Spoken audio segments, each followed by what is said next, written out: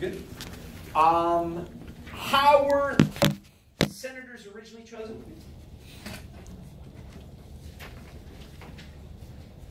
Why did the Senate become the center of the slavery issue? The Senate? Senate. Litmus tests.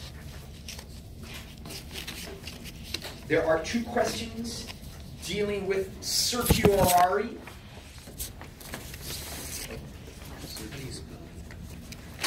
Brown versus Board of Education.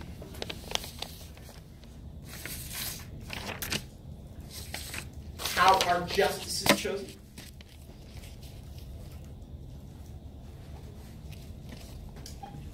Per curiam decisions.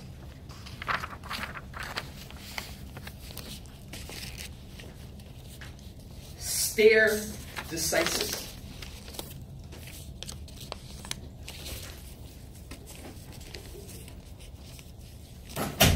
How do you change the number of justices?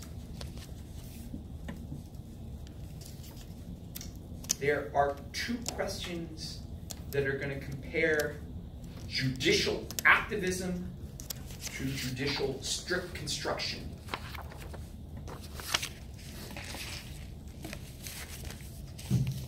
A filibuster.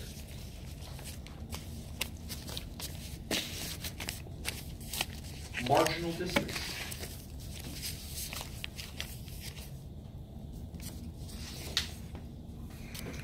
Representational voting.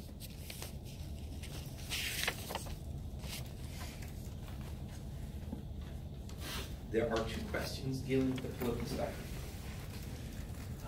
In terms of, on the political spectrum, where are the majority of Americans and where are the political parties? Okay.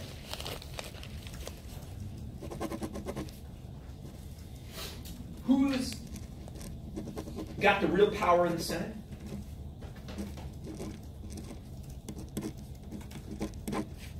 Caucuses, and these are congressional caucuses.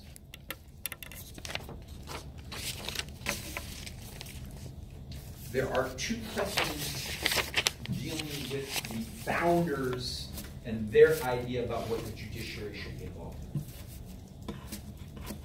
versus kind of what the judiciary is involved in now. Marbury versus Madison.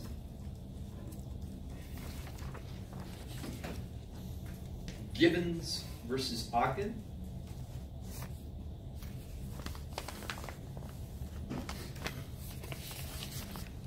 Dred Scott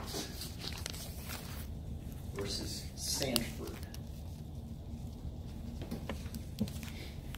There are 2 questions that deal with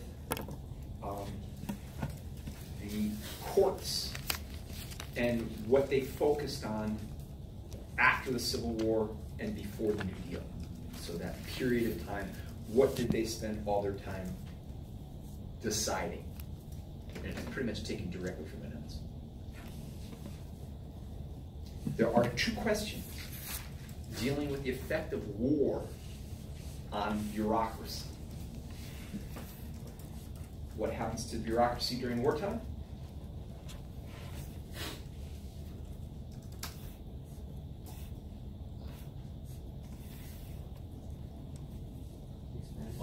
There it is. Yes, thank you. The competitive service.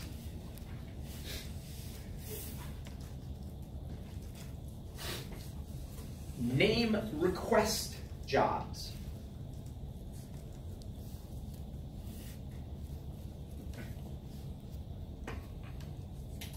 Firing bureaucrats.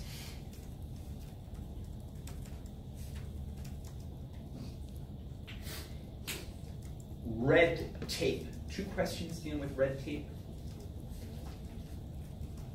One of them has to do with what are the advantages of red tape.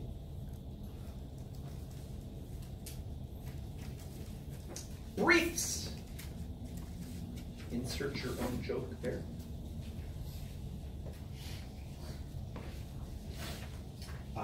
2 questions dealing with congressional committees.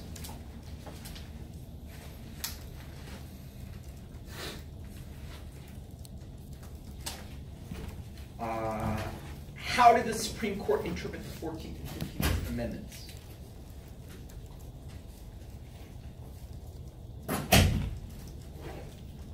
Court packing.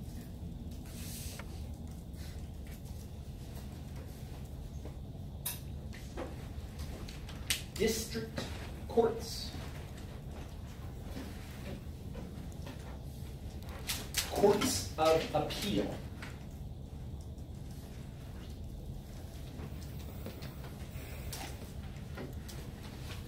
The indirect bureaucracy.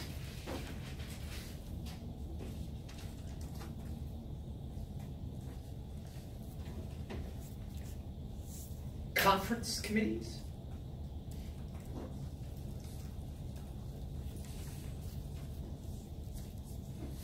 George Washington's personality. Personality. Yeah.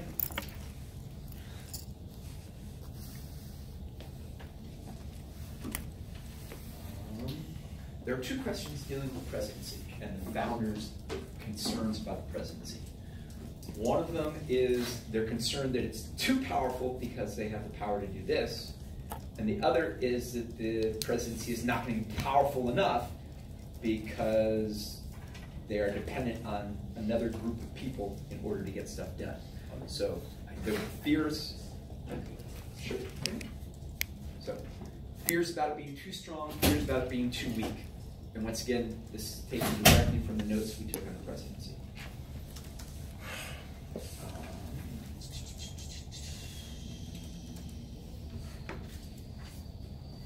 McCullough versus Maryland. Federalist 78. John Marshall.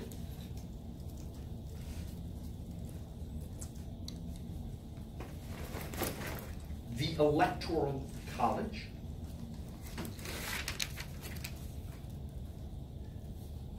How electors are chosen.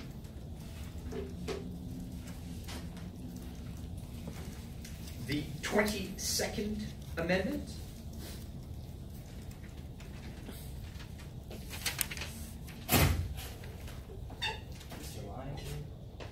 I thought it was my boss, but it was Terry. Oh. Hi, Terry. We miss you. Hey, Line. Hey. You want to stay on the line while we go over the test? I'm on my way. Okay. You're a little late. Yeah, we're going in about 10 minutes up to the gym, so just a heads up on that. Okay? All right.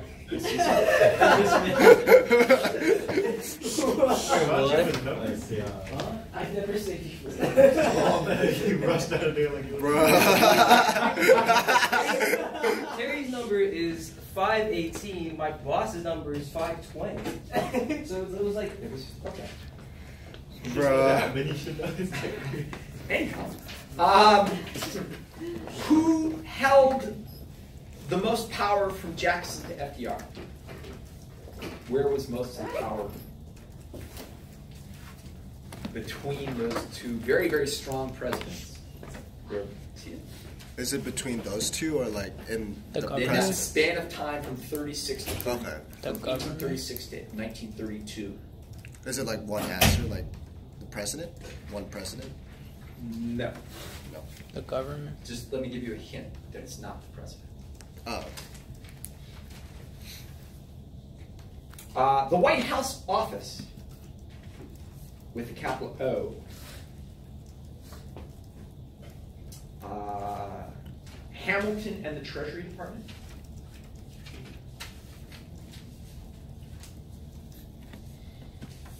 There's a question about powers that the president shares with the Senate.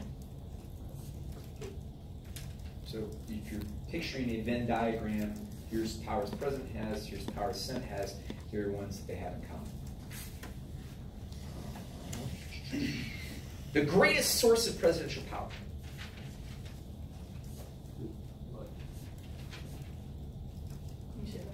the greatest source of presidential power? Oh.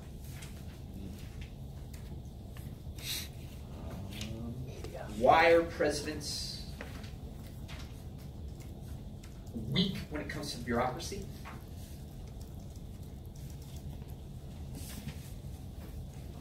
Why do members of Congress care about the popularity of a president? And then last, and certainly not least, it's an excellent question about how Bill Clinton survived.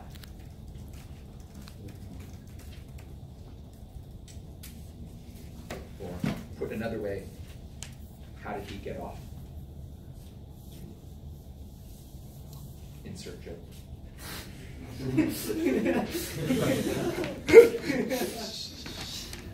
Questions? I really typed that. There's no true false this time, Mr. Yeah, there are true false. They're mixed in. Oh, no. So once again, there are 63 questions, and of those, probably about 15 are true false. Can you repeat number 1? Bicameral.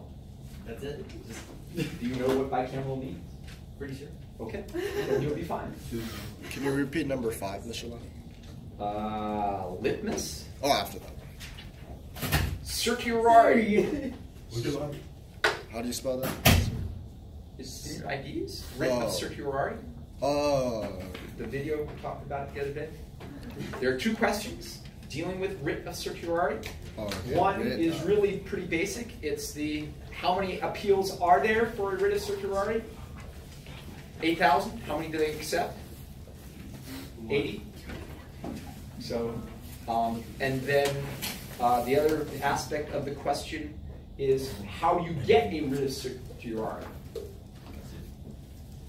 And as the video talked about, the rule of 4.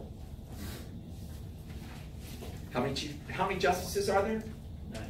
Okay. And how many do you need in order to get a writ of certiorari? 4. I don't know. I was told it. You do because you did your IDs. Okay, well, check. Because you're still going to have to look at the first stare decisis and per curiam.